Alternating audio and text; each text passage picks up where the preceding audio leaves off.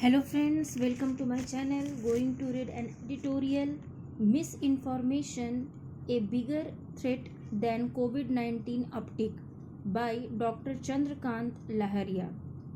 He is a practicing physician and a leading epidemiologist and global health expert who has nearly 17 years of professional work experience with the World Health Organization and other UN agencies. The reported cases of COVID-19 in India have risen from less than a few a day to a few hundred a day since mid-day 2025. Wastewater surveillance data from Indian cities have also reported an increased SARS-CoV-2 viral load. All this has resulted in heightened media and public attention because of the COVID-19 experience in 2020 to 2021. A similar uptick in COVID-19 cases has also been reported from some other countries and regions of the world, which include Singapore, Hong Kong, Thailand, and South Korea. Is there a new variant circulating? Are there reasons to worry?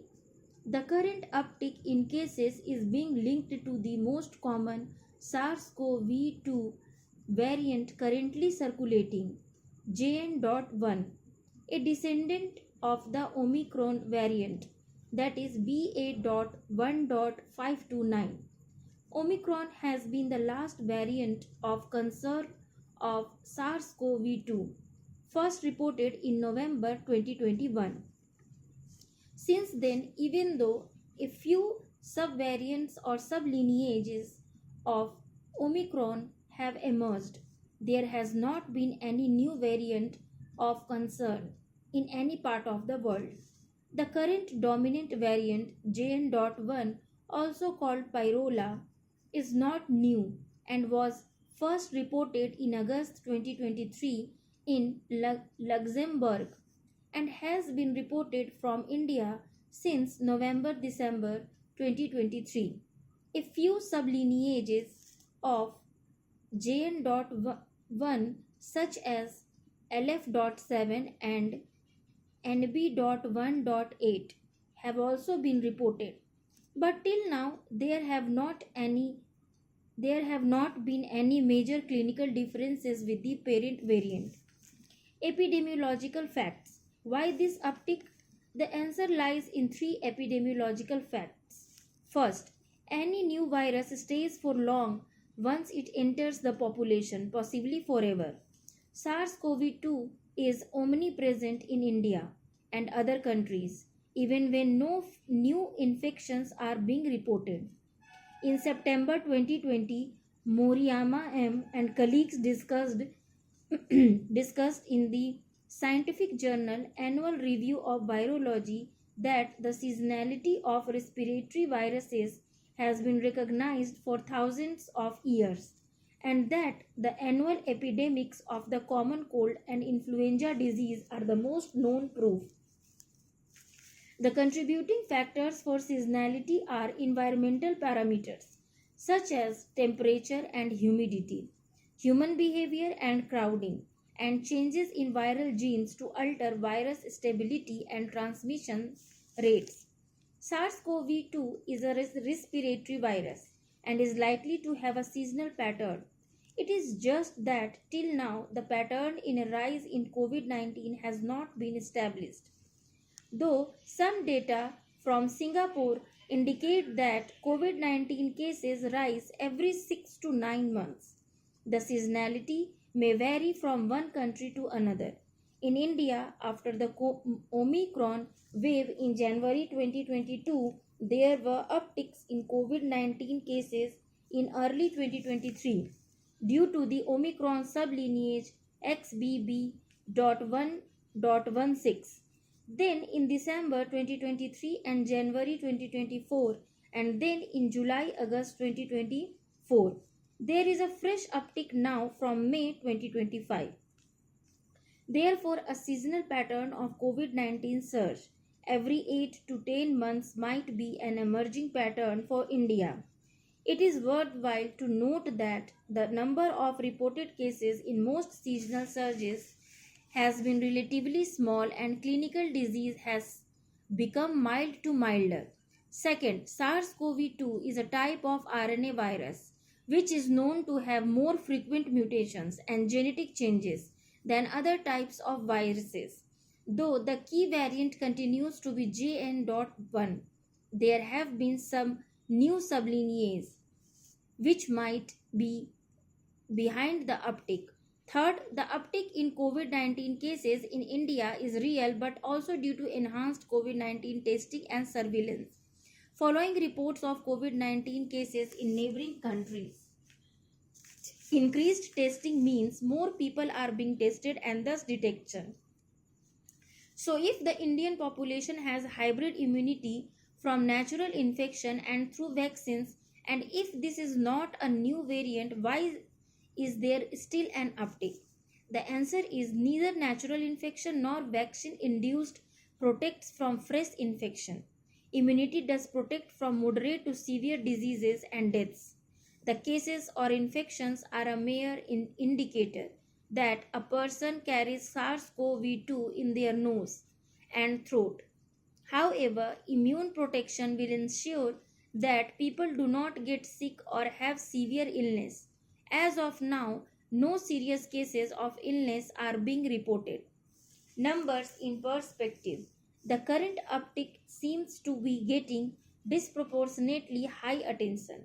Even with the spike 200 to 300 new COVID-19 cases a day, in India translates to one new infection for every 45 lakh to 70 lakh population. We are not hearing about hospitalizations due to COVID 19 and the deaths being attributed are one or two in a day. Let us put these numbers in perspective. The daily infection due to other illnesses are in thousands and lakhs every day. For example, every day 8,000 new cases of tuberculosis are being reported in India. If we think in terms of deaths, every day nearly 30,000 people in India die due to old age and other health conditions. Every day an estimated 900 people die due to TB, a preventable and treatable health condition.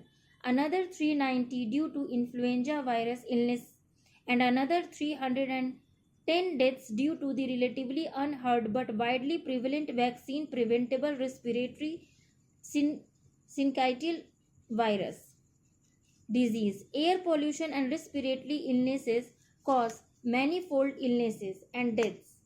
In this backdrop, COVID 19 is just another illness that is much less severe than other health issues which need greater priority. One reason why it is getting attention is because of the continuous use of old but not so relevant tracking parameters such as active cases, which give a falsely high number of COVID 19 cases. The approach of active cases was acceptable early in the COVID 19 pandemic, when infectiousness lasted 1 to 2 weeks as the virus was novel and there was no immunity against virus in people. Therefore, after the infection, the immune system needed 1 to 2 weeks to get activated and clear the virus, prolonging the process. However, 5 years since then, most individuals have immunity from either vaccines or natural infections to mount a quick and effective defense and thus be non-infectious in a day or two as well. Therefore, counting everyone who tested positive as an active case does not make sense. On vaccination, there is no need for an additional COVID-19 vaccine dose. In the first 3 years of COVID-19 2020 to 2022, the Indian population, all age groups, has been exposed to various variants of SARS-CoV-2 including Omicron. Alongside this, nearly all adults received 2 or more shots of COVID 19 vaccines. Therefore, the population in our country has hybrid immunity against SARS CoV 2. Most people were exposed to the Omicron variant in December 2022 and January 2023. And JN.1, the circulating dominant variant, is from the Omicron family. It is likely that antibody levels would have gone down and there is waning immunity. Thus, some immune escape to new subvariants is possible. However, the human immune system has specialized cells called memory cells, which are largely undetectable but are programmed to respond to future infections and are likely to protect against future severe illness.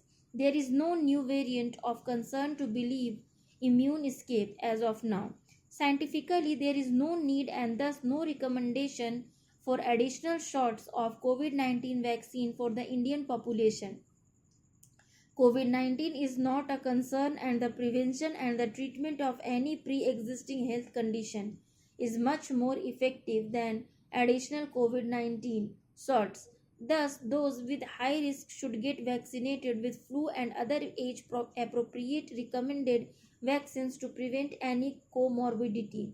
The current uptick in COVID 19 in Asia and India seems to follow an emerging seasonal pattern of SARS-CoV-2. There does not seem to be any reason for worry.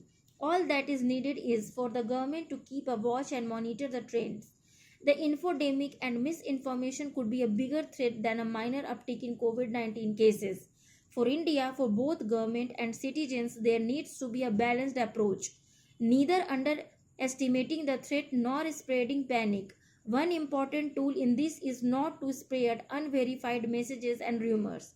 There is a need for a rational epidemiological and balanced approach in reporting and responding to the current and future seasonal spikes in COVID 19. If we continue to treat every spike as an impending wave and as a false alarm, it will strain the health system and workforce, resulting in response fatigue and undermining credibility.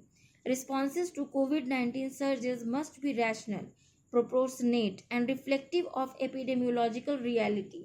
Current evidence is that from now, COVID 19 could be treated like any other mild respiratory illness.